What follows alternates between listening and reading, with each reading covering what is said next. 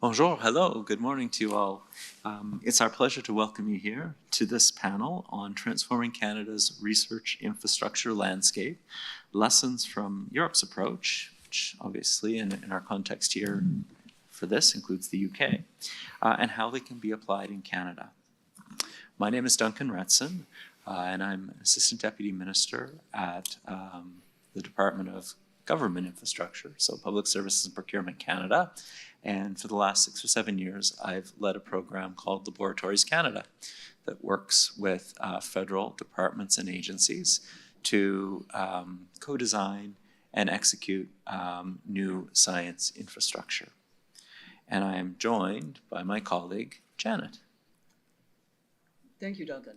And my name is Janet Hallowell, and I am a relatively recent addition to this panel. I am, for my sins, chair of the CSBC board, but more importantly for this session, I've had a long association with research infrastructures in Canada, going back to my relationships with Triumph in the 80s, actually helping facilitate Canadian engagement in the ocean drilling program at that time as well. And since then, I have chaired the Canadian Research Data Centre Network, which is one of our national research infrastructures, albeit not as large scale as the ones we've just heard. But my own particular personal interest is in science policy writ large, and hence this panel, the policy dimensions of our research infrastructure landscape, particularly interesting for me. Thanks, Janet. I'd mentioned I come from Laboratories Canada, for those who aren't familiar with that program. It's a response to some aging federal science assets. And rather than replacing them like for like, we're trying to build infrastructure for the 21st century that drives collaboration around science outcomes. So we have 5 major thematic groups that are underway right now. The Atlantic Science Enterprise Center, which works on coastal ecosystems, and pulls together multiple departments who work in that space. Cultural heritage science that looks at cultural artifacts, preservation, conservation, and repatriation. Regulatory and security science. Think about human, animal, plant health, food security, and in fact, efficient border security and assuring trade. Terra Canada, which is in its old days might have been called energy mines and minerals. So it's looking at how do Canada's natural resources, how do we exploit them in a sustainable way for the future? So everything from critical minerals to some support for work around groundwater and advanced manufacturing. And the last one that we have is transportation, safety, and technology science. So looking at, again, infrastructure that we develop around transportation, making it safer, and supporting innovation in that space. So we're interested in how do we pull these things together and drive collaboration. Stop me if you've heard that yet today. Janet. So this morning we've been hearing about national research infrastructures that are critical assets that enhance national research capabilities, enhance sovereignty, and advance our national interests. They support, and it's obvious, from the discussions we've had today, the importance in working with communities, the importance of long-term planning, collective, collaborative activities. We know they support Arctic sustainability, innovation, etc. But right now, our landscape is fragmented.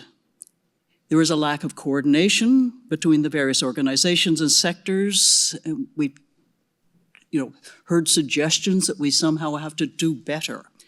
Of course, with fiscal restraint, new global challenges, I think there's huge opportunities for us to move in a much more intentional fashion, to move towards more collaborative models for research infrastructure, look for coordination across the system, and recognize the resources that they require to plan, to build, to maintain, to support the diverse communities And I want to just pause on that word diverse, because I was really struck by the French roadmap and Marcella's comment that that includes all domains of intellectual activity, including the social sciences and humanities.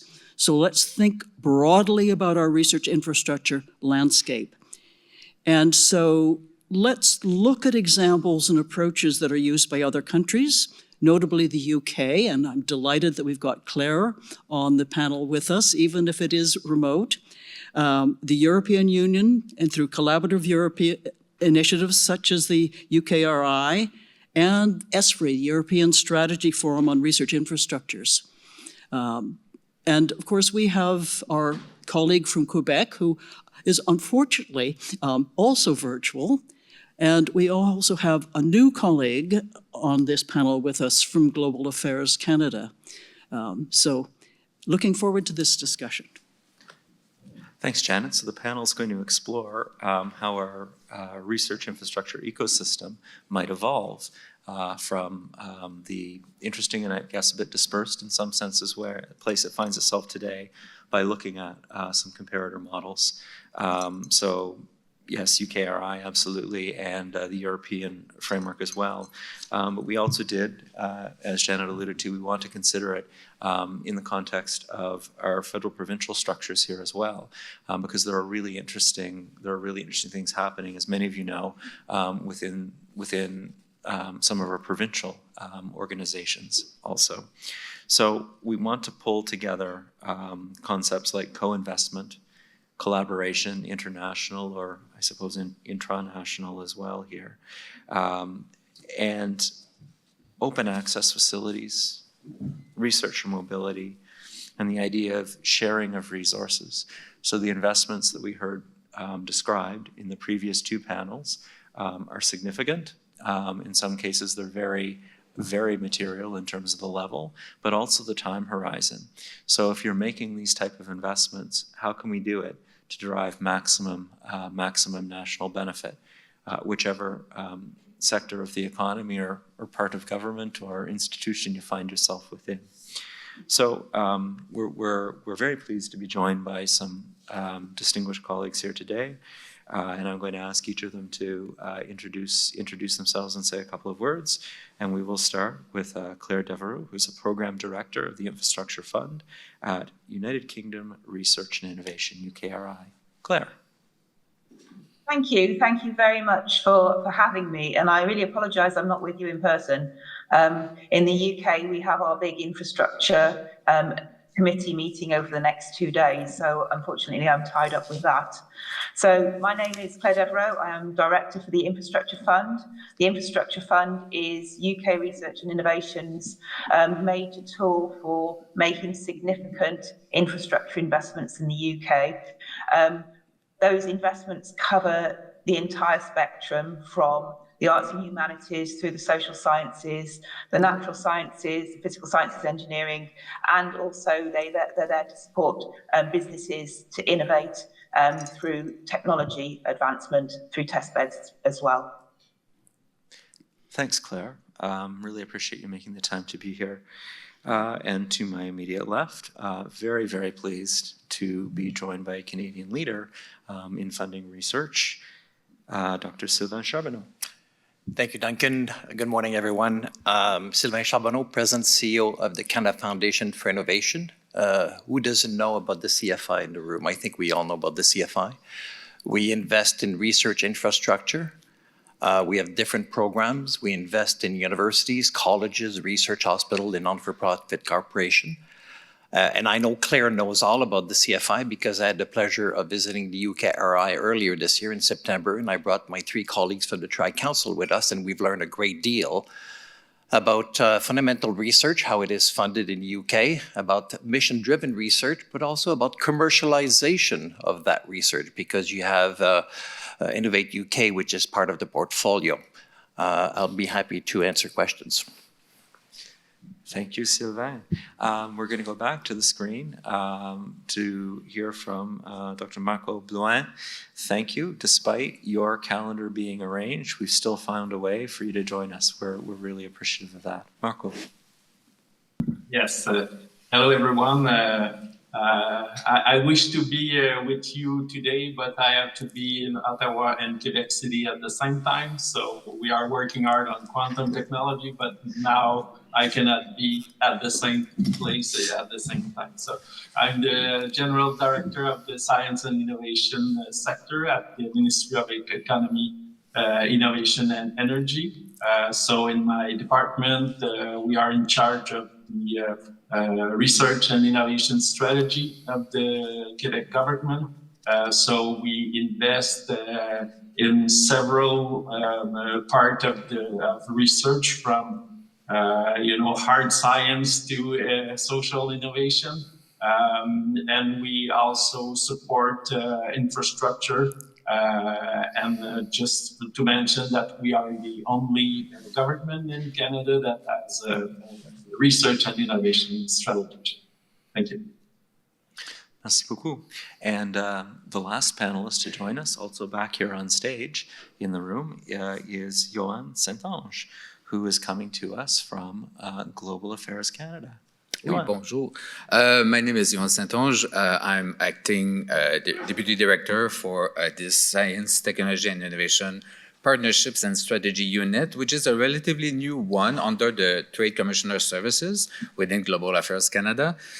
We have like 3 types of units under that division. Is the Research Security One, which tries to work with the science ecosystem in Canada, including our colleagues from science infrastructure organizations to define, design, or support them in terms of everything related to research security. But also, we have also the government-to-government unit in charge of bilateral relations, where we have like already about 15 agreements, arrangements with distinct economies in the world. And I can tell you that we have also other interested parties that wants to work with us. And myself, I've been getting the file of science diplomacy. So I was super happy to hear that word pronounced this morning. So I'll tell you a bit more about that, about what we can do under a specific culture that is under Trade Commissioner Services, how science diplomacy works within that culture under the Global Affairs Canada. Thank you. Thanks, Yuan. So we're going to move into some questions now. And what we're going to do is we're going to direct a question to a panelist, and then we'll ask others if they wish to weigh in. And if we're sufficiently good co-moderators, we hope to leave some time at the end for you. So let's see how this goes. If you have burning questions, be thinking about them as you go, because we may turn to the room. So the first question is going to go to Claire. Claire, UKRI leads research infrastructure development and funding across the UK, while ESFRI guides strategic coordination at the European level. Given the importance of these strategies in enabling cutting-edge research infrastructure, we're keen to understand how both this national and continental approach have shaped the current landscape. Could you start us off and give us a bit of an overview of your research landscape and the approach that you use, and perhaps some of the successes and pain points you've observed? Certainly. So I think in the UK, we have a model where we consider research and innovation infrastructure as a continuum, and we consider it both when we try and plan our infrastructure and also prioritise and fund infrastructure. The way that's really helped enable that is by the formation of UK Research and Innovation. So in 2018, UK Research and Innovation was formed from our 7 disciplinary research councils, and also our innovation funding body, Innovate UK, and another body who provides funding directly to HEIs. I think the take-home message from that transition is that we are much stronger than the sum of our parts now that we are one organisation. So legally we are one entity, even though we keep some of the branding for the disciplinary areas. That has made us more effective and efficient because it's enabled us to approach topics which impact infrastructures in a collaborative and coherent manner. So, for example, for trusted research, research security, we now are able to look at this across the piece rather than coming at it from different angles.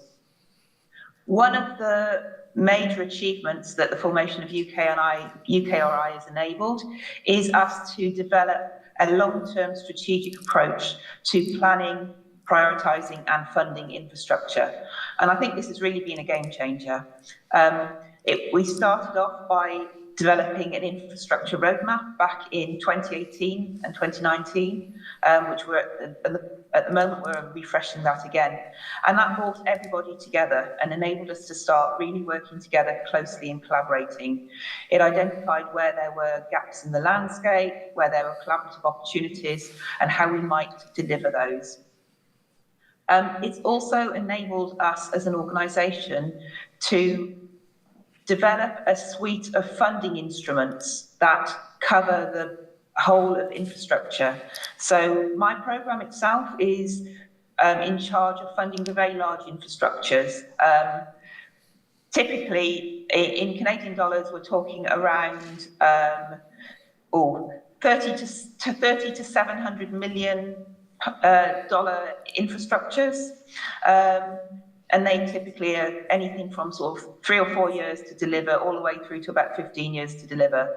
But we have a whole suite of other instruments within the organisation that allows us to be able to deliver the smaller infrastructures, the more sort of workhorse infrastructures to support our institutes and our labs.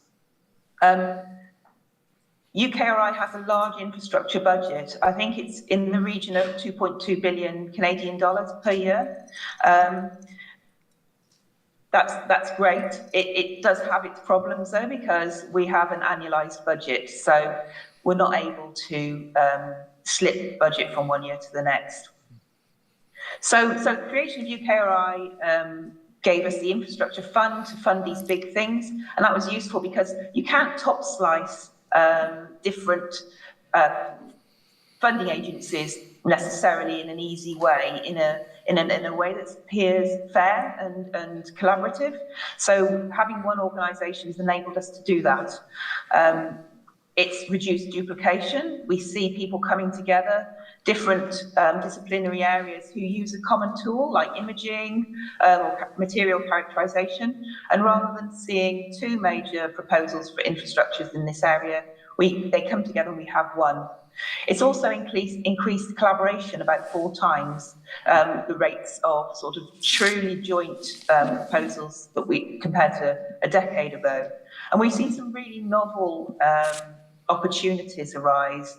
So in natural sciences or in engineering, we have social scientists along because they want to ensure that the communities where these infrastructure are going to be located support them. So these are really novel collaborations that have come together. I think you asked for what some of the positives and some of the negatives. So I think in the positives is really bringing everybody together and having this one way of doing things. It also enables us to come together and have a single voice in Europe, in ESFRI, for example, because we're one organisation, and it makes it a lot easier than trying to pick which of the 7 research councils fields the representatives to these organisations.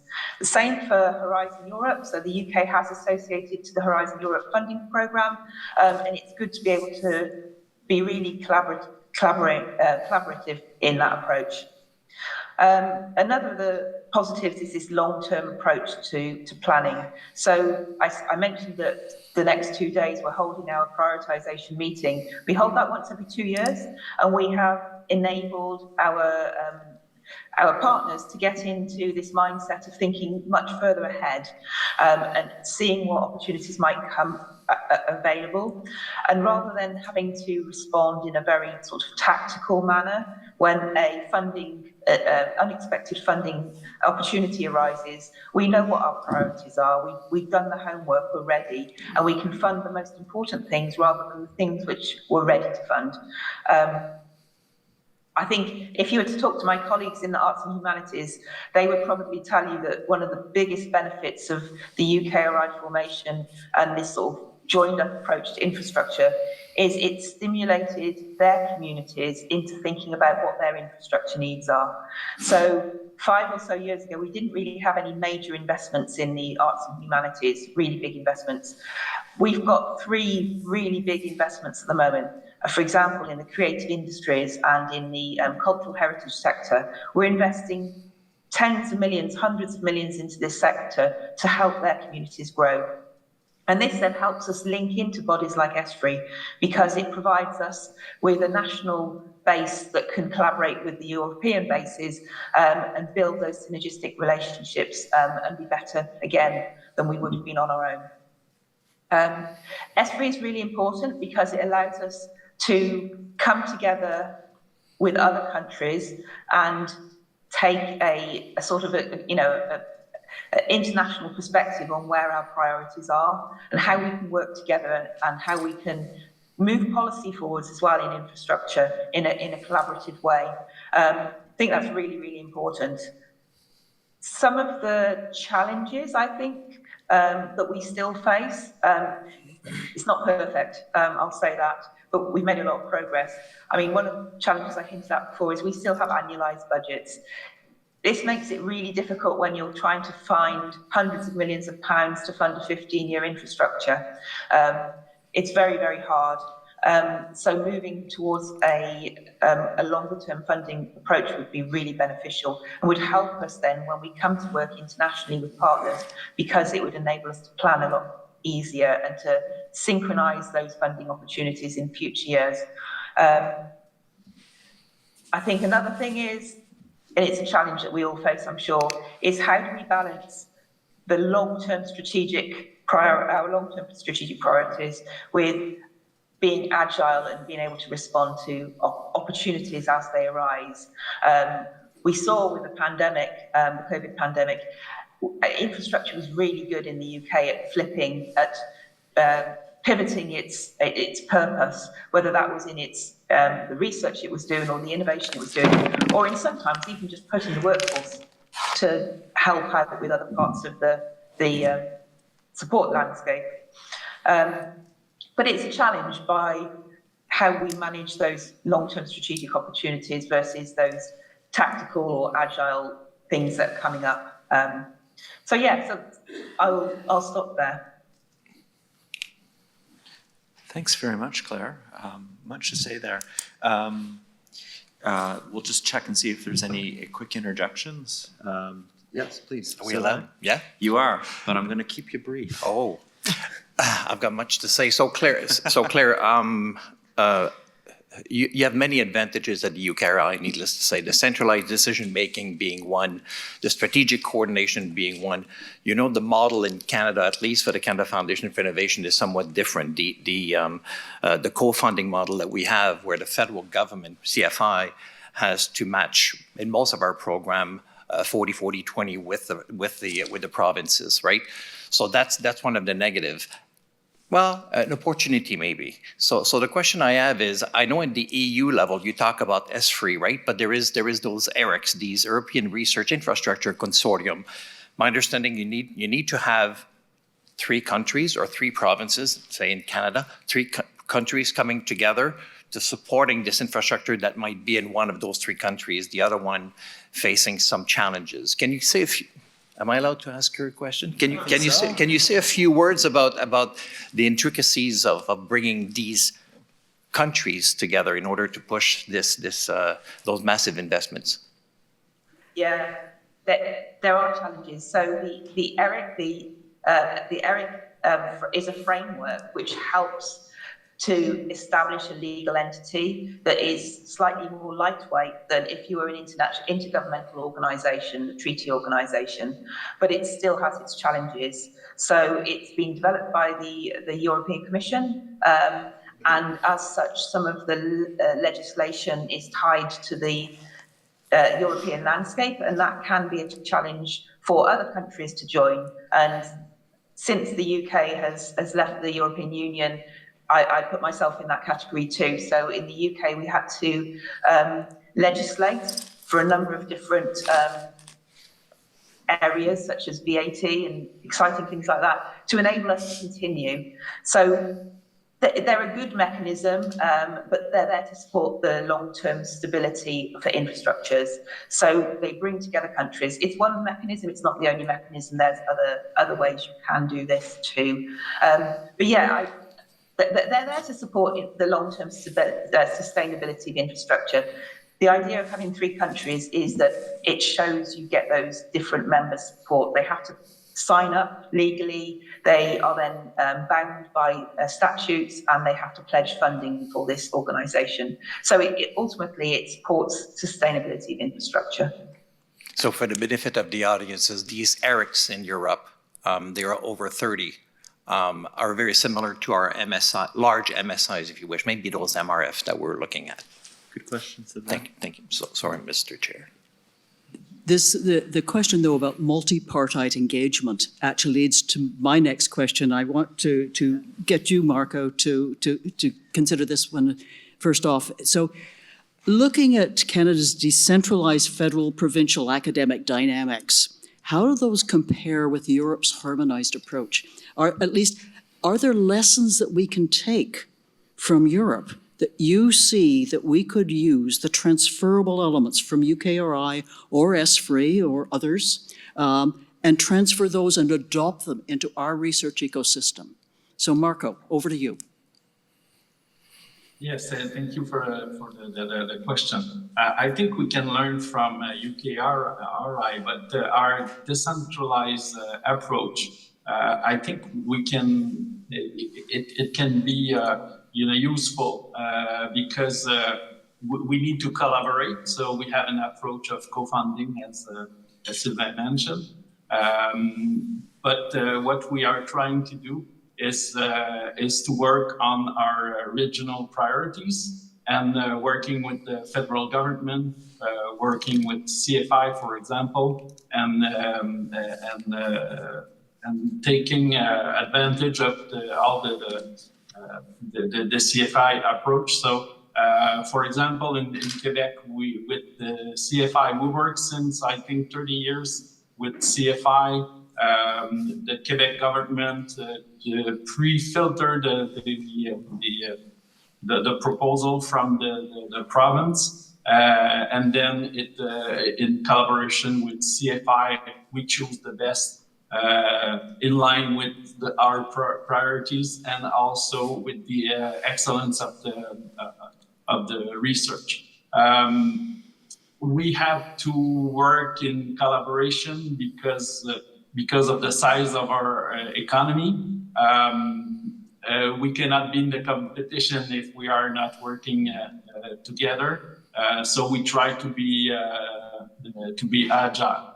So we work, as I mentioned, we work with the CFI, but we also have our own infrastructure program, so that with that program we can be faster, probably in that way, because we, as I mentioned, we try to be agile.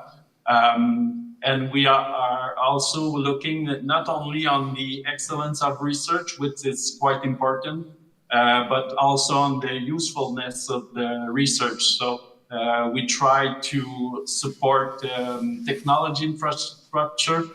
For example, we in the semiconductor, we support C2MI. We also support in Photonics National Optic Institute. We also support our college, which are closer to the SME. So in that way, we work with companies, SMEs, startups.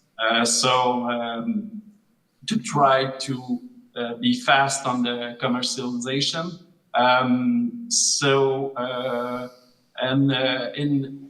In that way,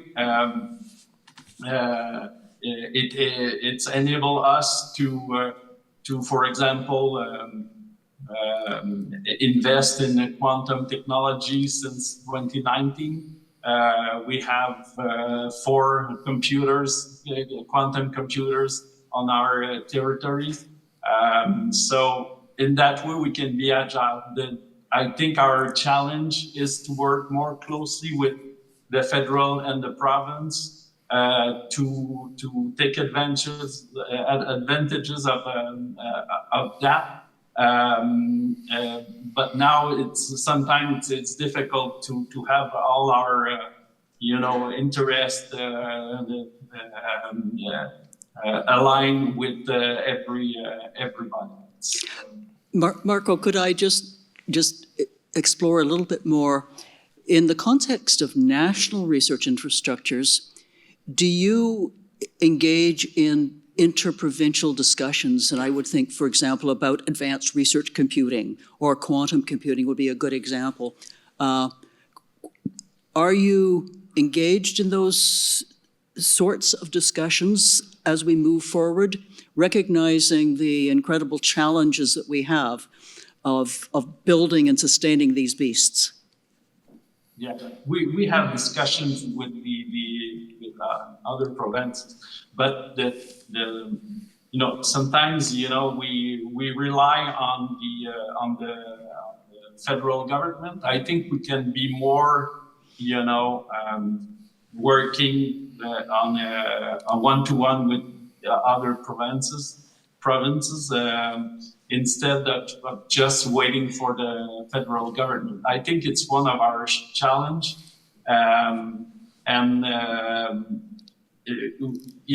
money is rare, so we have to fight, and I think we should be more collaborative than in competition. So.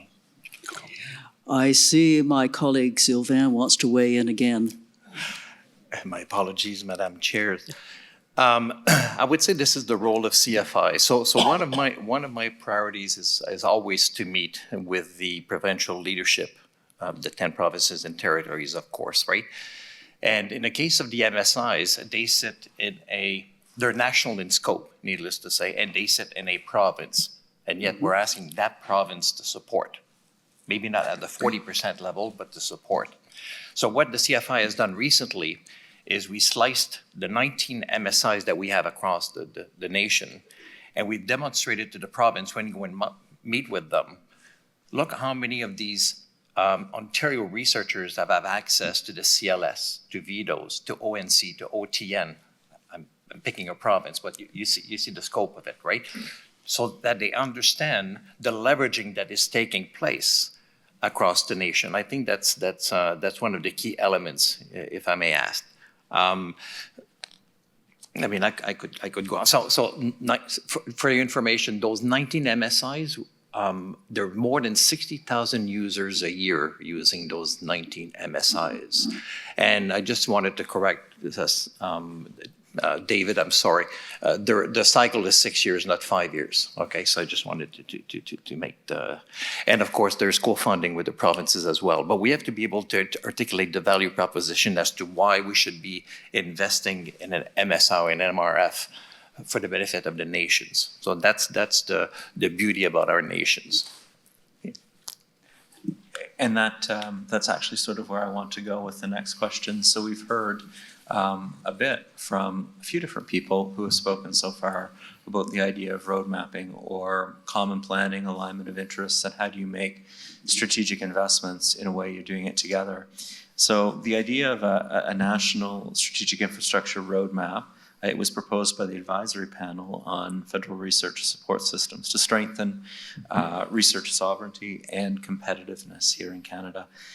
Sylvain, I'm wondering, do you have thoughts on the key elements that we might want to see included if we were to do such a roadmap?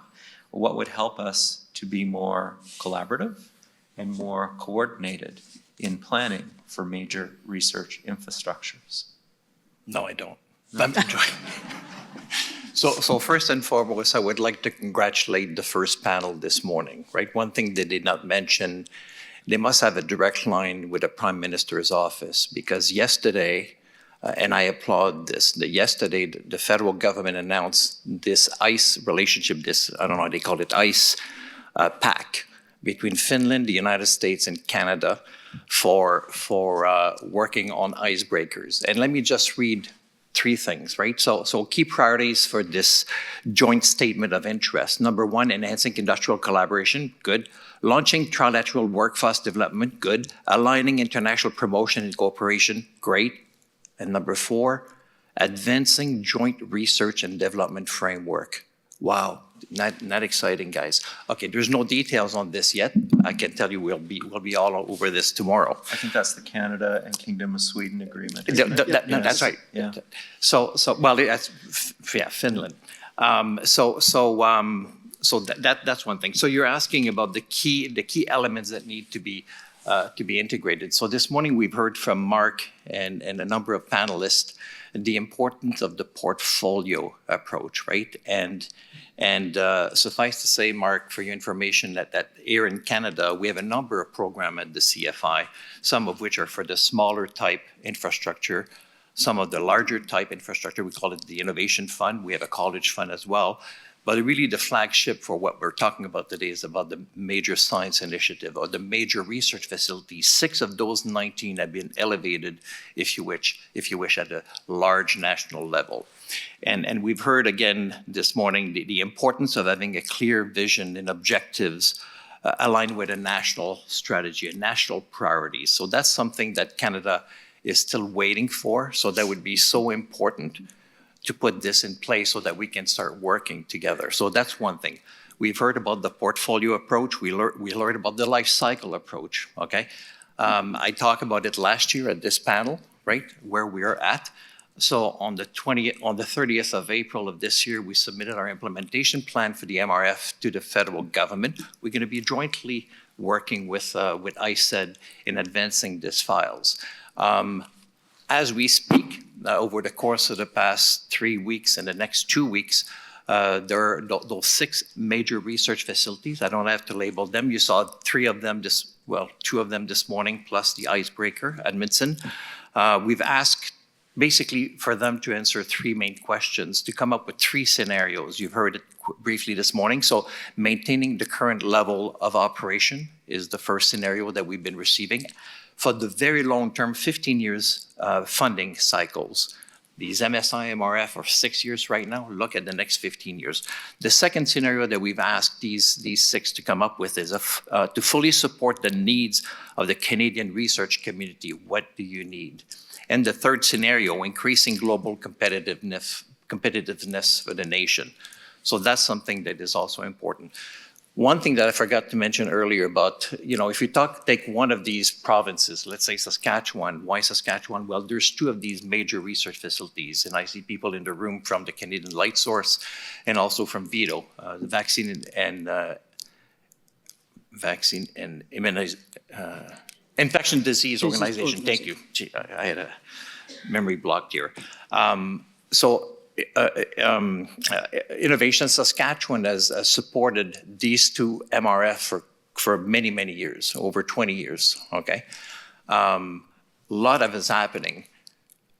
The majority of the researchers going to these facilities are actually coming from outside the province, and they're coming internationally as well. So in our overall objectives, are we going to be rolling out these MRF, right? What are the key ingredients? Bringing our researchers internationally to accessing other facilities and vice versa. So it has to be a 2-way street in order to do so. So the international collaboration, and we've heard that this morning, strategies to positioning Canada as a partner in this global ecosystem will be extremely important.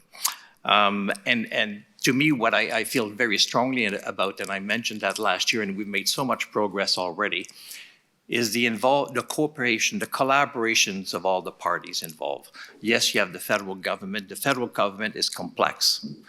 ICED funds CFI, but hey, you want to talk about mission-driven? Agriculture, agri-food is important. Dual-use technologies, Department of National Defense is important. DFO we heard this morning, DFO is important. The National Research Council is important. So we've been in discussion with all of these federal departments since the science-based federal departments since the last meeting that took place last year. How can we advance on these various fronts in order to coordinate our activities so that we can be globally competitive? So that, to me, are the key ingredients, I think, to moving forward. Am I talking too much? Yes. No, terrific. Yeah, and I'm conscious of the passage of time, but I think we want to get one more question on the floor before we wrap up here. And this really, I'd like to get you involved in this discussion, Joanne, because we're talking about research infrastructures writ large and internationally. So Canada is committed to strengthening that international collaboration, particularly given what's happening south of the border here, but in research as well. So how can we collaborate in the realm of research infrastructures to advance our mutual priorities? What do you see from that global affairs perspective? But sorry, I don't have a glass, but it's okay. But that's the thing, and I wanted to follow on what Sylvain said about like advancing, because at Global Affairs and within the our division, we already facilitate like joint research projects in terms of like mobilizing the community. We're not inventing anything. We're just bringing people together into one room, and we strategize before bringing like the the other parties from abroad to like select research topics, exchange regularity models, what are the management practices for research infrastructure, for instance, align standards, so that, when we start this conversation with a country that we already have an agreement with or with a new one, those parameters are set, and research infrastructures are really great in terms of like bringing people like talented research, but also expert research. And I think in the budget, they said when they launched or they announced this CRC for bringing talent into Canada, they said making sure that they have the appropriate equipment or tools to make that research feasible, or to make Canada attractive. So that's one element that Canada is putting on its shoulders to make it, to brand it as really a welcoming countries, and we're serious with money, advancing money for that. And also, but it's all taking into dual use for certain infrastructure, quantum, AI, and others. That's why our research security team is really busy in managing, bringing currents, and making sure that everyone is aligned to what kind of approach we take with certain technology collaborations. But for sure, especially with the Arctic foreign policy, this is one big element that we are focusing, that's a priority for us, to bringing new players in this zone that we actually cannot do by ourselves, but that together we can complement each other a lot with the funding. And what I said about science diplomacy, this is all over the place in the Arctic research community, but not only that, because within the trade service, with the Trade Service Commissioner. Thank you. Commissioner Services, sorry, I mixed those two. Like our colleagues that are right the next door to us manage those like co-innovation programs that are helpful for ambitious researchers, that within those labs develop technology within, like, that can be like AI, quantum, and even with the UK, we have the FemTech technology accelerator that is there for women tech related to life science. Develop those technologies that are borrowed from fundamental researchers, develop into those infrastructure, and then when it's mature enough, they can connect with one of our missions abroad that have a really science technology capacity to bring them, forward with those core innovation programs that are matchmaking, bring like within other people within that country that has interest in bringing that technology further for eventually commercialization. So it's really to maximize the return on those investments we make at the beginning of the TRL process, and Global Affairs is there to bring them abroad with more substantial approach for this diversity that we hear a lot. Does that make sense? If I may, Madam Chair, am I allowed? I would be in trouble if I would not mention, there's a few of my board members in the room, so I would be in trouble if I don't mention the fact that the CFI right now is putting together an international strategy. And mostly driven by the MSI's MRFs. Having said that, you know that all of our programs, that it be the Innovation Fund, JELF, et cetera, you heard about these big detectors that are in CERNs or in wherever in the world. equipment can find their way internationally in those facilities, as long as the ownership remains with the university college or research hospitals. So there's already some strong interaction. For the past 28 years, we've been doing this. But now we're articulating a further, a solid strategy internationally. How do we link with that ecosystem? I think that's going to be important. And speaking of ecosystem, I know a few colleagues from Quebec over here.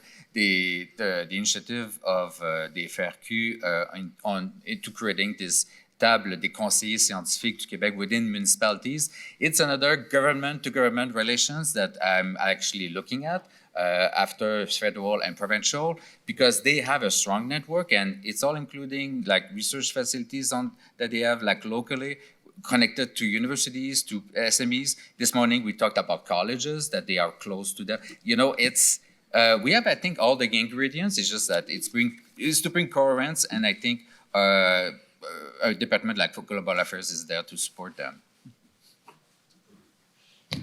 Well, thank you so much, colleagues. So as a moderator, I will take the F myself. I won't ascribe it to Janet, but I've not allowed us time for the engagement we were going to have with you. But there's a little bit of a cheat in that, because I know that the next session that's about to launch is going to be a little bit more participative. So before handing over there, I would just like to say once again, a sincere thank you to Claire Devereaux, to Marco Boulin, to Anne Saint-Onge, and to Sylvain Charbonneau, and to my partner in crime here, Janet Halliwell, for launching this discussion. I think it's an important discussion. It's an important moment for Canada. We've got an enormous research capability and potential. And to go back to where Johan left us, it's not about do we have the pieces, we have lots of pieces. It's about how do we plan to work with them to best national effect. Janet. Well, thank you. And I would like to invite my colleague, my fellow Janet King, to the platform to lead us off in our final session, the discussion. And I think, Janet, you were looking to have the moderators of each panel come up to be your panel. Is that correct, or would you prefer otherwise? That would be ideal. I hope we have time to open up for questions, any burning questions for any participant. But if the moderators are still in the room, do feel free to join us, or we'll find you in the audience. Yeah, I see David Castle is en route. making his way there. And there's Monica. Oh, Monica, excellent. Good. Thank you, everyone. Okay, just, we've had, Spontaneity is right. excuse me, we've had a brilliant morning, a really interesting set of panels that have drawn out, I think, very complementary themes. Clearly collaboration nationally and internationally, planning timelines that match and support the need, thinking broadly and inclusively across our research infrastructure ecosystem, and long-term strategic thinking, in some cases expressed as roadmaps. Those are some of the themes we've heard this morning. And there's much to draw on, as I said this morning, to consider what can shape a stronger, more competitive and resilient research ecosystem here in Canada. I also mentioned that I was chairing an assessment panel, expert assessment panel these days, and we'd like to put up a couple of questions related to this topic to get your input to our reflections on this topic. I'll remind you, again, it's how can Canada optimize its national scale research infrastructure, encompassing large-scale facilities, digital platforms, and collaborative networks to effectively support current and future needs. So we're going to put up two successive questions and invite you to use the Slido technology. Does everyone know how to use that? Aim your phone at that QR code, and it should work. So oh, look at there, it's already coming in. What do you consider the most significant barriers to optimizing the impacts of our NRI and their benefits for Canada?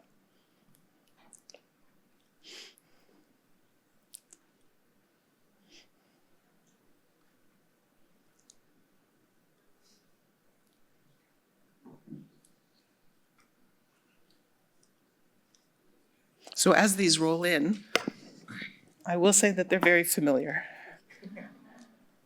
Fascinating. Yeah.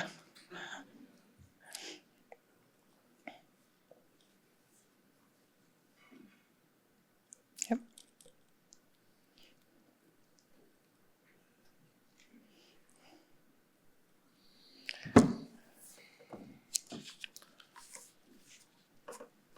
One of the interesting questions as these roll in is that we've talked about this for a long time. It's all very familiar. What can we do to make a difference is a question that's on my mind. Okay, still coming in. Now, what we really need out of this is a word map. I suspect, I'm not sure Slido can do that, but But we could do it after. we can do it. Maybe Yes. not visually right now, but we could do that. These data will be fascinating to explore. Well,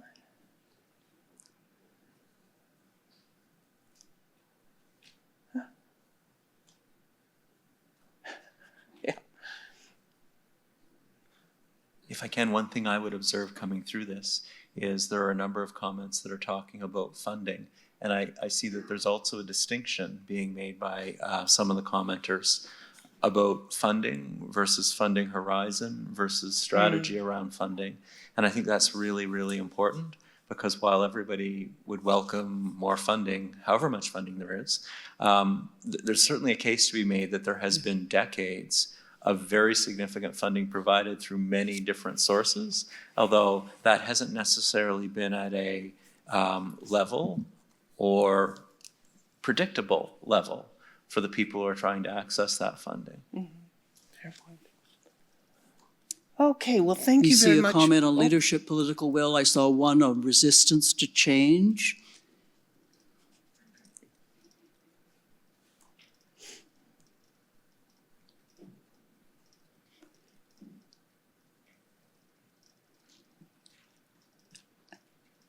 One on health data. I'm actually surprised there's not a little bit more comment, and maybe David, you would think about this, the whole question of our management of data. Yeah, it's rudderless at the moment. Anybody wants to see what we think the rudder ought to look like can go on the Office of the Chief Science Advisor website and look at the data governance framework. It's a report from the Chief Science Advisor, Dr. Mona Niemer, in response to the advisory committee that I co-chaired with my colleague Amy Buckland over the last 18 months or so. And you can see there what we think ought to emerge. And those of you who are interested in this sort of things can go back to the CFI meeting earlier in March of this year to hear from, I think there's a record there about what Benoit and Natalie and I, and we have one other panelist, were saying about the needs for data governance in Canada. My short version of this is that we have found ourselves preoccupied with a narrative around major research infrastructure in this country that focuses on personnel, big buildings, shiny objects, and of course, yes, funding. But I think that there's another way to actually look at this, which is to think about looking at major research infrastructure as essentially infrastructure that creates data, and take a data-centric, through the whole life cycle of data-centric approach to thinking about major research infrastructures. And once one does that, the whole frame comes into place, I think, about how to organize and govern these things, because the way we're currently narrativizing them, I think, actually obscures a lot of the main issues in governance and funding in a way that's not helpful. Thanks, David. Very thoughtful comments. Now we have another Slido question that is the mirror image of this, but goes back to a comment I made earlier. What can we be doing? What are the actions we could I be? have a question. I'm going to give questions in a minute. We're going to, as people respond to the Slido, I see people are keen to ask questions. So I'll get the Slido going first on the next question, and then don't go away. We'll open up the microphones.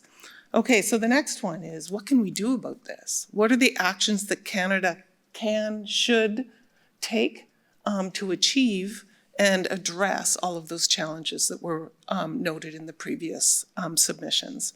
So please feel free to add your best advice to what actions could be taken. And while you're doing that, in the interest of time, I'm happy to open up the microphone for questions. Thank you. My name is Daniel Banks from Alumni Analyzer. I noticed many of the answers on that first question mentioned silos. And I wanted to thank Claire for her insights from the UK RI about what happened by merging the granting councils. And I wondered if anyone from the panel wants to comment on, can Canada take a page from this and merge its granting councils together? Would that help?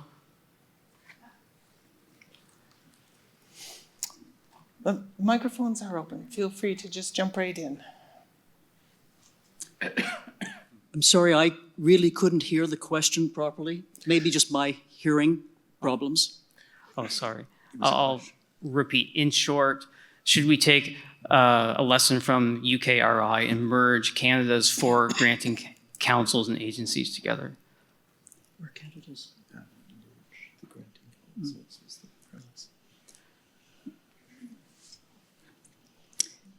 I was interested to hear Claire's comment that the sum was better than the sum of the part, the whole was better than the sum of the parts. I know from other colleagues that I've spoken with that it is still a work in progress in the UK. Maybe we need to watch how it goes. I certainly feel that we do need to look at structural change, what that should look like. I think I would need perhaps a few glasses of wine before I responded to that. But my sense is our current structures are not working. I would agree with that. The Council of Canadian Academies on Monday released a report on Canada's productivity and innovation difficulties, which are, well, they're essentially a post-World War II phenomenon. It's been a problem ever since the 60s, as the OECD will have noted. And I fully agree with what you just said, Janet. We do component analysis to sort of see where this or that is working properly, but our problems are actually system level. So I think that looking at the tri-councils and the CFI in different light and asking ourselves what would be a better configuration to achieve our national goals is a worthwhile question. I don't think it necessarily should start off with a presumption that we would end up with a UKRI model. There are other models that function well in other countries. You can certainly look at the Australian model, for example, which has different features than both UK and Canada. But I do think it is the case that, just to emphasize this point, we have systems level challenges right now. We don't have a problem. We essentially have all of the institutional fabric that we need in this country to make things happen, but they're not happening or not happening to the fullest extent that we would like. So we do have to, I think, do some pretty root and branch kind of, like in my line of work, we would call this some institutional analysis and design work. Because we are not asking enough of our institutions, and many of them are actually rather dated in the way that they are structured and governed and expect to interact. So there's some work to be done here. Thanks, David. So I hope you're watching the answers to this roll-in. They're all very interesting and ambitious. Anybody else? Feel free to come to the microphones. This is your chance to ask a question of your moderators.